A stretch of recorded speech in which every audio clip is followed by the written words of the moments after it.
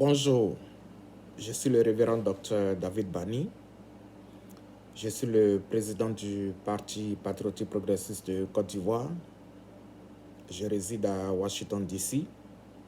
Je suis aussi l'un des premiers candidats présidentiels officiellement déclarés. Mon message aujourd'hui est très important. Je vais m'adresser au chef de l'État Alassane Ouattara. Je vais m'adresser aux Ivoiriens, aux candidats présidentiels et puis à la presse nationale et internationale. Aujourd'hui, 10 juillet 2020, nous sommes à moins de 4 mois des élections présidentielles, après 10 ans du mandat du chef de l'État Alassane Ouattara. Je suis indigné. Je suis indigné et très déçu par ce qui se passe dans mon pays. Je n'ai pas préparé de discours, mais j'ai un certain nombre de points que je vais relever à propos des élections présidentielles. Dans un premier temps, parlons de la CEI qui a déclaré le dépôt des candidatures entre le 16 juillet et le 1er septembre.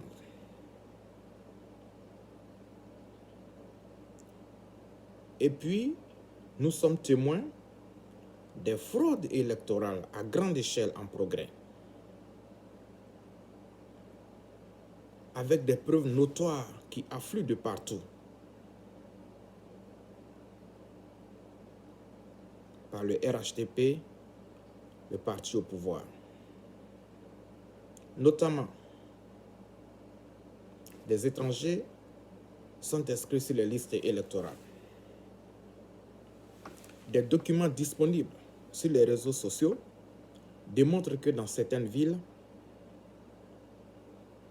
les électeurs du RHDP ont déjà les cartes d'électeurs, alors que la CEI, le seul organe officiel, n'a même pas encore proclamé la liste électorale. Il est rapporté que des tunnels ont été faits entre la Côte d'Ivoire et certains pays limitrophes pour inviter les étrangers à voter le jour des élections. Par ailleurs, le chef de l'État s'est engagé dans des violations graves de la Constitution pour truquer les élections et les tourner à son avantage. Premièrement, le code électoral. Le code électoral du 8 avril 2020 est une super tricherie par le chef de l'État. Là où un référendum l'exige, le chef de l'État a pris une ordonnance. Pendant que le Parlement, pendant que l'Assemblée nationale était en train d'examiner cela, il a profité de la pandémie du Covid-19 pour arrêter un code électoral. Parlons de ce code électoral. J'entends aussi dire par les médias internationaux que l'opposition ne dit rien, l'opposition ne fait rien. Mais que peut faire l'opposition devant des mesures dictatoriales, des actions dictatoriales d'un Alassane Ouattara sans contrôle? Le chef de l'État a enlevé dans la Constitution la loi qui exige une visite médicale de tout candidat. Et ça, c'est dans tous les pays, cela existe dans les constitutions. Exprès, il a enlevé cette partie parce que son candidat, il sait que son candidat est malade, il sait que lui-même, il est malade. Donc, cette loi si importante qui existe dans la Constitution ivoirienne depuis sa création, il a enlevé cela. Et puis, il met des éléments qui lui l'arrangent. il change le montant du dépôt de candidature, ça passe de 20 millions à 50 millions. Il impose un parrainage et j'ai les preuves que le parrainage institué dans le code électoral à moins de 6 mois des élections est un acte pour barrer certaines personnes.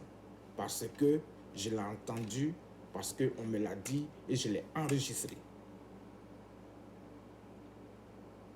Un représentant du RHDP me l'a confié en personne que le parrainage est bloqué, est institué pour bloquer certaines personnes comme Mamadou Coulibaly, dont l'électorat se limite à Azaguié, et certaines autres personnes. À partir de ce moment, ce code électoral est anticonstitutionnel. Le chef de l'État nomme et dégomme les membres du Conseil constitutionnel. Une violation grave de la Constitution pendant que le mandat de ceux-ci n'est pas terminé. Où allons-nous? Où allons-nous avec ça? Et l'opposition est bâillonnée. Que peut faire l'opposition? À Abidjan, où si tu parles, on t'envoie à la Maca ou on t'envoie dans des destinations inconnues. Que voulez-vous que l'opposition passe? Seuls nous autres, en dehors de la Côte d'Ivoire, on peut oser parler. Mais encore ceux qui parmi nous, qui osent, qui ont le courage de dénoncer, quand ils vont à Abidjan, qu'est-ce qui se passe? On les enlève depuis l'aéroport. On les envoie dans des destinations inconnues. Mais la presse ne va pas faire des enquêtes sur ça. La presse ne va pas à la Maca ou bien dans les prisons pour faire des enquêtes si ce que nous disons est vrai ou faux. Mais la presse peut dire que non, l'opposition ne fait rien. Mais que peut faire l'opposition? J'ai commencé par dire que mon message s'adresse au chef de l'État, dans un premier temps parce que ce qu'il fait est anticonstitutionnel. C'est inacceptable. Dans aucun pays, cela n'est acceptable. Et moi, j'ai déclaré ma candidature, je serai candidat, parce que le président George Washington, l'auteur de la célèbre Constitution américaine, a dit, et je cite, « Une loi anticonstitutionnelle peut être violée. Non seulement elle peut être violée, elle peut ne pas être respectée, mais nous avons le devoir et l'obligation de ne pas la respecter. » Le révérend docteur Martin Luther King lui-même aussi a dit la même chose. Une loi anticonstitutionnelle, non seulement nous avons le droit de la violer, nous avons l'obligation de ne pas la respecter. Moi, je vais déposer ma candidature très bientôt. Je vais faire ma déclaration de candidature. Et je vais lancer un challenge à la Cour constitutionnelle. Parce que la Cour constitutionnelle ne peut pas fermer les yeux sur le droit, sur les éléments anticonstitutionnels que Alassane Ouattara a mis dans la Constitution ou bien dans le Code électoral. Alassane Ouattara n'est pas un juriste. Vous êtes des juristes et vous allez faire votre travail.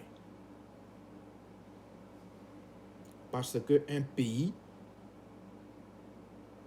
ce n'est pas un parti politique. Le chef de l'État ne peut pas diriger la Côte d'Ivoire comme il dirige le RHDP ou bien son parti politique. Les Ivoiriens l'ont élu, l'ont installé pour faire un mandat de 10 ans, ensuite faire la place à une autre personne. Dorénavant, changer la Constitution et ériger un code électoral à 6 mois des élections, à moins de 6 mois des élections, c'est anticonstitutionnel. C'est inacceptable. C'est inacceptable. Alors, on prend un décret qui dit que le, le, le vice-président va devenir président en cas de vacance de pouvoir du chef de l'État. Ça, c'est ce que Ouattara a décidé. Et à 3 mois des élections, à moins de 4 mois des élections, on ne connaît pas le vice-président du RHDP. On ne connaît aucun vice-président. À part moi, qui a annoncé la présentation de mon vice-président dans les 48 heures à venir. Donc, voilà un futur vice-président que le peuple ne connaît pas et qui va devenir président. Même pour celui qui n'est pas juriste, c'est inacceptable. Même celui qui boit de l'eau par les narines, c'est inacceptable. Même celui qui est né de la dernière pluie, c'est inacceptable. Il y a des intellectuels en Côte d'Ivoire. Il y a des juristes en Côte d'Ivoire. Il y a des observateurs qui voient tout cela. C'est inacceptable. Et moi, je ne l'accepte pas. Je ferai ma déclaration de candidature en marge du code électoral anticonstitutionnel imposé par un dictateur.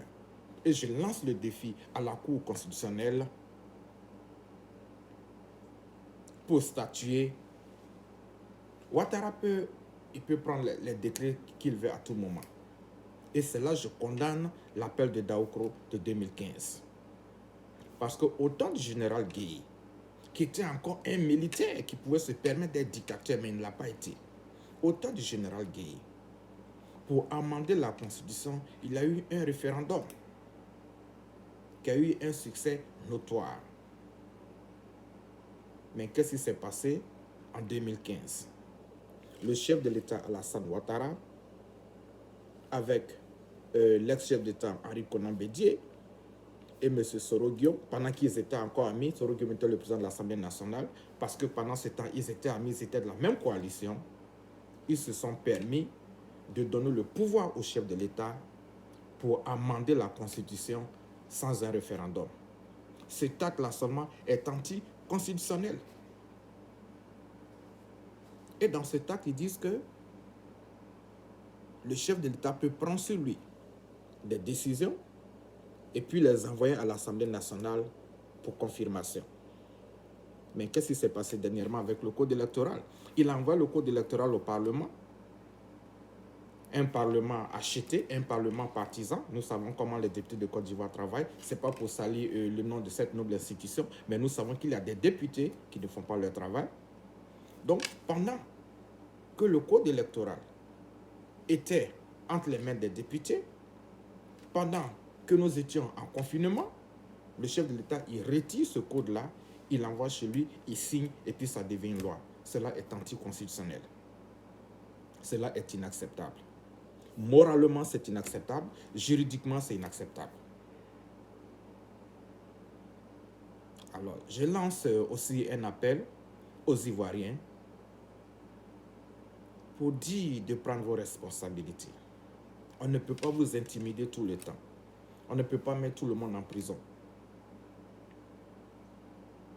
Il y a 1000 manières de s'exprimer. Il y a 1000 manières de s'exprimer pour dénoncer ce qui n'est pas acceptable. Parce que je l'ai dit avant, lors de ma présentation de meilleurs vœux, au début de cette année, que les élections se passent tous les 5 ans, mais en vérité, les changements interviennent tous les 10 ans. Et les élections ont des conséquences. Les élections de 2020 auront des conséquences très très graves. Si nous ne prenons pas nos responsabilités. Et le pouvoir, avec son parti, ils ont fait main et pieds pour empêcher les Ivoiriens de se faire enrôler.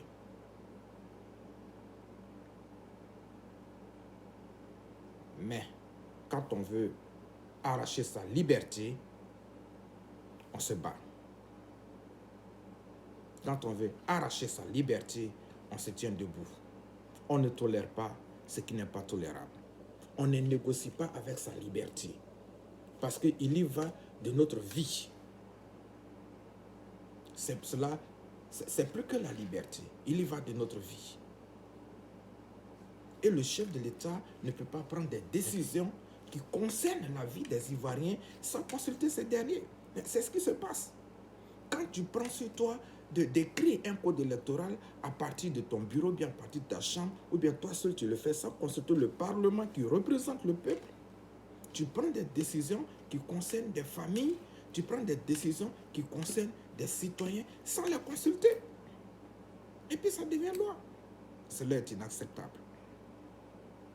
Alors, que les membres de la Cour constitutionnelle, dont la plupart sont installés de façon illégitime, parce que la loi dit que tant que le mandat du Conseil de la Cour suprême n'est pas fini, on ne doit pas le remplacer, mais le chef de l'État vient d'en remplacer. Même si c'est le chef de l'État qui vous a installé, vous devez faire votre devoir. Vous ne travaillez pas pour le chef de l'État, vous travaillez pour la Côte d'Ivoire. Si vous avez été nommé dans un autre pays, que ce soit au Ghana, que ce soit au Bénin, que ce soit au Burkina Faso, que ce soit au Mali, vous travaillez pour ce pays. Vous ne travaillez pas pour celui qui vous a nommé. Parce que le chef de l'État, il est de passage. La postérité nous regarde, le monde nous regarde et Dieu nous regarde. Je vous remercie.